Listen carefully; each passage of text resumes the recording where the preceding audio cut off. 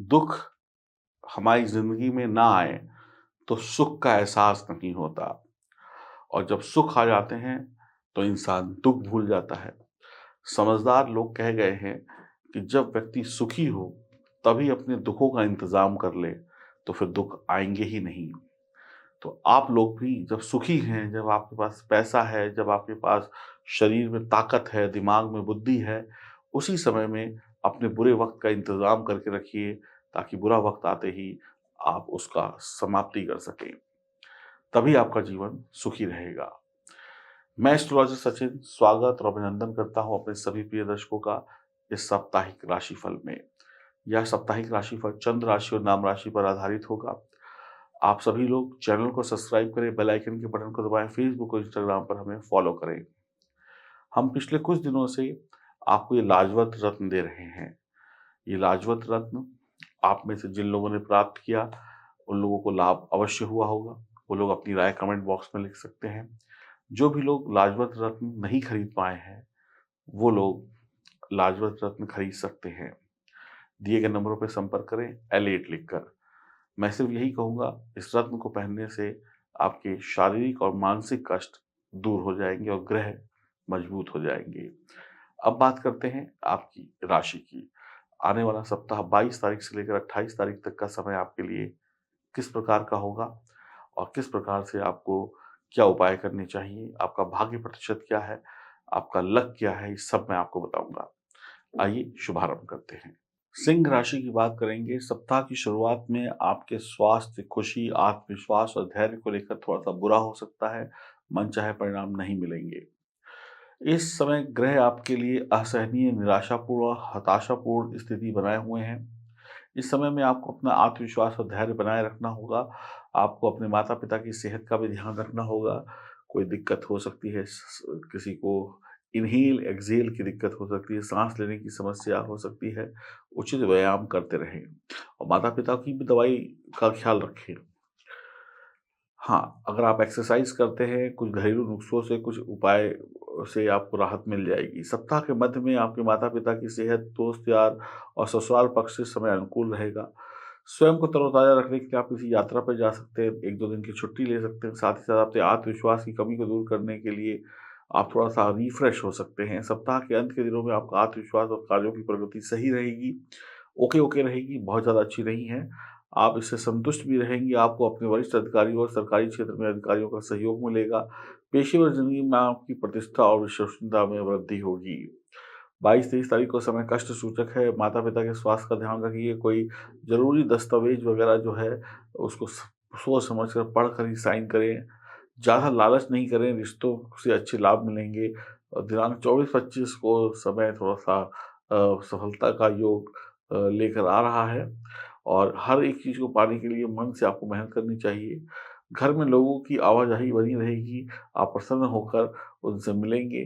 26-27 तारीख को समय से सारे काम हो जाएँगे, आपका घूमना-फिरना सब कुछ अच्छा रहेगा, पैसा भी आप कमाएँगे। रिश्तों में गर्माहट रहेगी, आपकी सेहत बढ़िया रहेगी। 28 तारीख को आप थोड़ा-सा प्रोग्रेसिव हो सकते हैं अपने साथी के प्रति, आप दिन भर तरक्की करते रहेंगे और आपकी रुचि पूजा-पाठ में भी बढ़ेगी। इस सप्ताह का आरंभ आपका मन जो है, आपके जो प्रेमी-प्रेमिका के साथ अच्छे व्यवहार से आप लोग प्रेमी-प्रेमिका के साथ समय बिताएँगे। यानी कि आपका जो मूड होगा ना, वो अपने प्रेमी-प्रेमिका के प्रति बहुत ज़्यादा आप एक-दूसरे की केयर करेंगे या कह लें एक-दूसरे के ज़्यादा दीवाने होंगे। परंतु इसका गलत फ़ायदा भी उठा सकता है सामने वाला। वो आपसे कुछ डिमांड कर सकता है, आप कुछ महँगे-महँगे गिफ्ट दे सकते हैं। आप बहुत अच्छे मूड में प्यार करेंगे, सामने वाला आपसे कोई गिफ्ट की डिमांड कर ले या किसी ज़रूरत की चीज़ की डिमांड कर ले जहाँ पे पैसा खर्च होता है, तो आपके प्यार में भंग पड़ जाएगा। यानी पैसा आपके प्यार की जो तेज़ी है उसको कम कर देगा। तो विपरीत लिंग से मोहब्बत तो होगी, लेकिन पैसा बीच में दरार बन के आ सकता है। ऐसे में आप अपने प्रेमी-प्रेमिका से दूर भी जा सकते हैं, उससे बचने की कोशिश भी कर सकते हैं, कोई बहाने भी बना सकते हैं। यदि आप चाहते हैं कि ऐसा कुछ ना हो, तो इसके लिए पहले ही अपने प्रेमी या प्रेमिका को समझा दें कि बेकार की इच्छाओं की पूर्ति आप नहीं कर सकते हैं। आपके पास लिमिटेड पैसा है और या आपके पास है ही नहीं तो मैं खर्च नहीं कर सकता या खर्च नहीं कर सकती। किसी के आगे झुकने की ज़रूरत नहीं है, किसी से बचने की या किसी को झूठ बोलने की आवश्यकता नहीं, पहले ही स्पष्ट कर दें। इस सप्ताह में आप अपने अतीत के प्रेमी यानी हो सकता है कि आप इस सप्ताह में जो आप प्रेमी-प्रेमिका हैं, इतना दिल आपका टूट जाए अपने करंट रिश्ते से जो वर्तमान में रिश्ता चल रहा है कि आप जो आपका पहला एक्स बॉयफ्रेंड या गर्लफ्रेंड हो, उसके बारे में सोचें। ये तो वो तो बहुत अच्छा था या बहुत अच्छी थी, इस बार तो कुछ मज़ा नहीं आ रहा है, इस बार तो पैसा ज़्यादा लग रहा है, प्यार कम दिखाई पड़ रहा है। तो आप पुराने प्रेमी या प्रेमिका की तरफ भी आपका झुकाव बढ़ सकता है, आप माफ़ी भी माँग सकते हैं और इस रिश्ते को तोड़कर उस रिश्ते में पुनः एंट्री हो सकती है। तो ये सब कुछ आपके प्रेम संबंध में और वैवाहिक जीवन में भी चलेगा। तो कुछ नकारात्मक असर देखने को मिल सकते हैं, अशांति हो सकती है जीवन में। अपनी सेहत का पूरा ध्यान रखिएगा, सकारात्मक कई बदलाव भी होंगे कार्य क्षेत्र में, सामाजिक जीवन में। आप खुलकर एक-दूसरे से बातचीत करेंगे, आपको नौकरी में तरक्की मिलेगी, आपके साहस और आत्मविश्वास में वृद्धि होगी। हर निर्णय आप खुद लेंगे, अच्छी तरीके से लेंगे और पूरी तरीके से एकदम मजबूती से लेंगे। यह सप्ताह आपकी सुख-सुविधाओं की चीज़ों पर धन खर्च कर सकते हैं।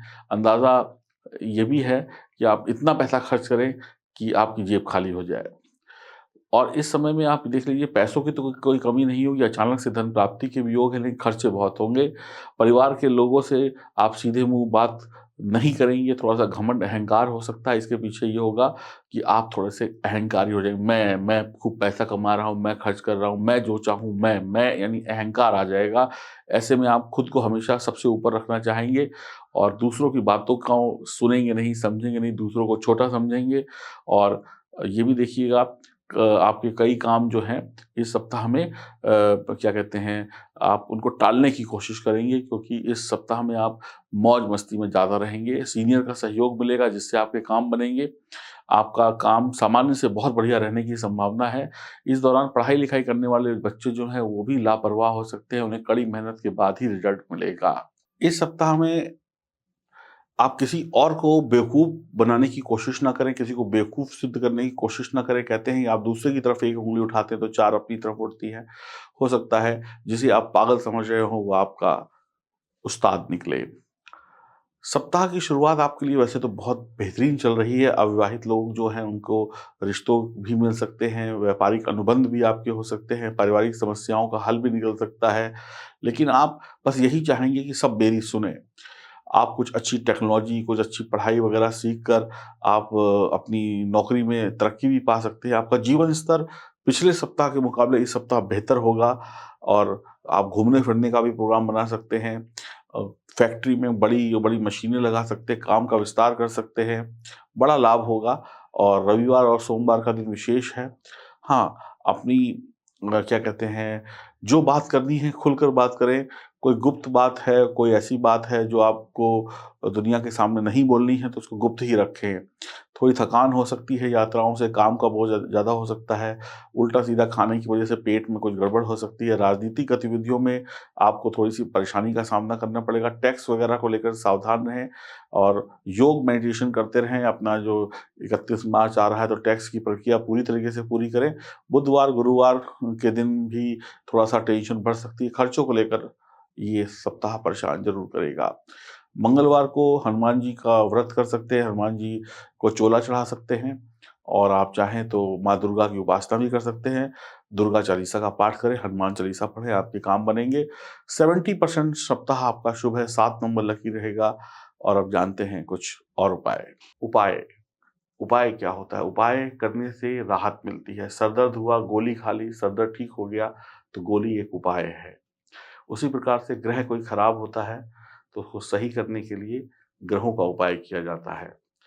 आपकी जन्म कुंडली मतलब आपकी जन्म कुंडली में जो 9 ग्रह हैं, 12 खानों में बैठे हैं, ये बताते हैं कि आप कब क्या कर सकते हो, क्या आपको मिलना चाहिए।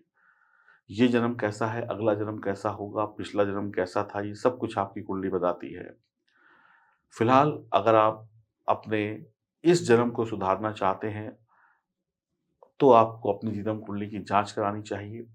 क्योंकि जन्म कुंडली ही बताएगी कि आप कब कितना कमाएँगे, कब कितना खोएँगे, किससे मोहब्बत होगी, कौन सच्ची मोहब्बत करेगा, कौन हमारा दुश्मन है, शादी होगी कि नहीं होगी, हो गई तो चलेगी कि नहीं चलेगी, बच्चे होंगे कि नहीं होंगे, बच्चे हुए तो क्या बुढ़ापे में हमारा सहारा बनेंगे, हम विदेश जाएँगे कि नहीं जाएँगे, पता चला हम विदेश तो चले गए लेकिन हमारी हालत इंडिया से भी बदतर हो गई, हम यहाँ पे राजा थे, विदेश जाकर भिखारी बन गए।